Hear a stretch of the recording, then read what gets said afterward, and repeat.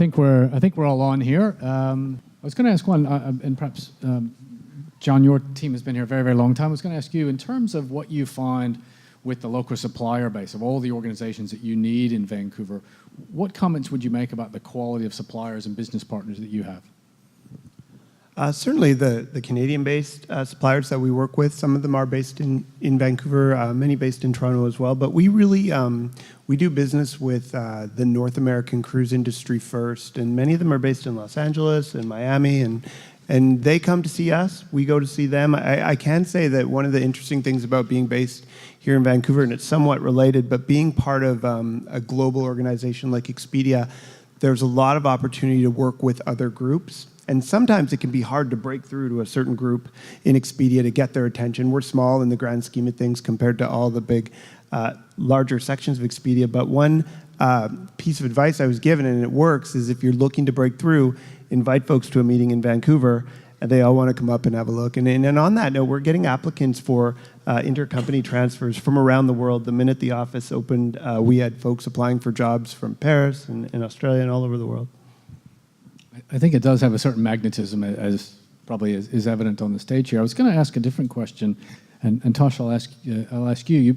You mentioned in your remarks your desire to get experience outside of Japan, and I think you referenced Japan as being a bit of a monoculture, and you want to experience other cultures. What do you find when you recruit people locally? Like, how does multiculturalism help you find the talent that you need? Like one of the panelists mentioned that, it was always challenged to get the good talent to be able to work and get a permit and the visa issues. But being in Vancouver, especially with us focusing on the Japan and the Asia market, there's such a diversified people living here and then working in the industry. So it is not just Japan, but then China and other Asian country, and also as we try to expand the Latin America market, the Mexico market, those are the folks that will be able to contribute to our growth of our organization. But always challenges the cost of living is one thing, and getting the right people in the right permit to work is another. I just want to ask a question about currency. And I want to ask a question about the relationship of our dollar to the US dollar and our dollar to other currencies around the world, and just get a sense from the panel, where does that come into your business, and how important is the currency exchange and changes in rates of exchange to how you do business and where you find competitive advantage? Maybe I'll start down with you, Richard. Yeah, our business is more about sending people away from Vancouver than trying to bring them in, so maybe a little bit different to some of the people up here. But it does have a very big impact. We were talking earlier about the impact of the US dollar, how that's changed in the last year to 18 months. And we did see that once the Canadian dollar did take that big fall, there was a big drop in demand, especially in leisure demand, to travel to the US. Last March, for example, which is usually a very busy time for sending people to the US, just didn't happen last year. A year on from that, though, I think people have realised that the dollar isn't going to change that much, so people are going to continue to travel, and they didn't go to the US last year, so they'll go there this year. So it comes and goes. It does have an impact, but I don't think it has as big an impact as many people think. I know that whenever there is a big currency fluctuation, we always get calls from the media saying, well, how is this affecting you? And really, a lot of the time, it doesn't, at least not as much as you might think it should. So it's important to us. There's a few factors that come into play, and we're in a bit of the perfect storm right now. I mean, with the currency, it's really helpful to us to attract people to Vancouver. But there's also the safety aspect, which is Vancouver in Canada is seen as a safe place to travel. So when you combine the currency with safety and with an election in the US, people want to stay close to home.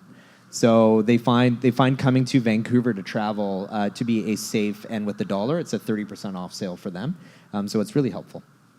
Yeah, I would echo those sentiments, and I can certainly say that for our Canadian market, last Jan, Feb, March was, people were processing on that swing, and it swung quick, and it swung quite hard in the early days. So we saw, we definitely saw a downtrend as people sort of put off booking their trips, but what we will often see is a cancel rebook scenario. Perhaps someone had a large product booked in US dollars, they would cancel that and book a shorter trip or a different trip that maybe was priced in Canadian dollars. We see a pretty big up. But once it rights itself, as you mentioned, people get back to business and they just plan their trips around the exchange rates in play.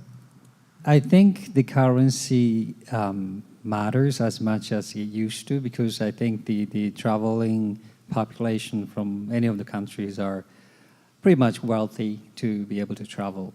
And so the little fractionation will be okay, at least for our business, but then the cost of operation may be affected because of us in our case, we have a Los Angeles head office in the Americas region that they share the service for us, and we have to pay in the US dollar, which has been killing us. So in terms of the US Canadian, it does have an impact for us. Great, thank you. And I think, unfortunately, we're going to have to wrap up questions. Can I now hand over to the president of HQ of Vancouver, Yuen Po Wu? Well, thank you, Tai. Just allow me to make some brief closing remarks, and thanks to our participants today. You know, there are two things that struck me in today's conversation. The first is the self-reinforcing nature of this industry. It's been come up a number of times, where the whole point of the industry is to, well, bring more tourists to visit Vancouver. But the very act of that, as we've heard, itself creates the potential for new business creation, precisely because the people who come here love it so much that they want to come back, and many of them, in fact, end up in the tourism industry. The second point that struck me is just the immense talent that we have in this industry. The gentlemen on the stage are too humble to say so, but this is a really top-tier team of tourism industry practitioners and specialists that we have right here in this city. When I was sitting at the table with the other speakers before the session started, the conversation was very much about, oh, do you know this guy or do you know that guy? And they would say, oh yeah, he used to work for me, you know, he worked for me, then he joined your organization. But what that tells me is that we have a sufficient critical mass in this industry, that top talent in tourism have the ability to work not just in one company for all their lives, or if the company doesn't do so well, they have the opportunity to move to other companies in the industry. This is what an ecosystem is about, and I think we have the makings of a very successful tourism ecosystem in this city. Ladies and gentlemen, you've heard about planes, you've heard about ships, you've heard about trains, you've heard about very creative interior design. You didn't hear about hotels and accommodation. Not because there aren't hotel stories here. In fact, I want to give you a little heads up that we are very excited to know that a new international head office will be setting up in this city. And Mr. Komoda-san from APA is in a room today. APA is a Japanese company that has acquired the Coast Hotel Group, and they have announced recently quietly that they will be setting up their international head office here in Vancouver.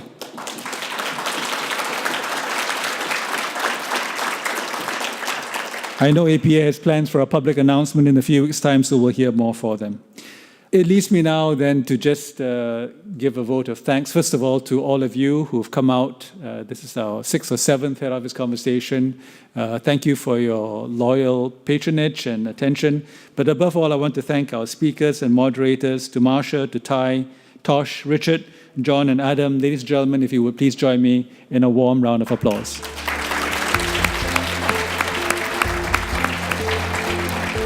Thank you. The meeting is adjourned.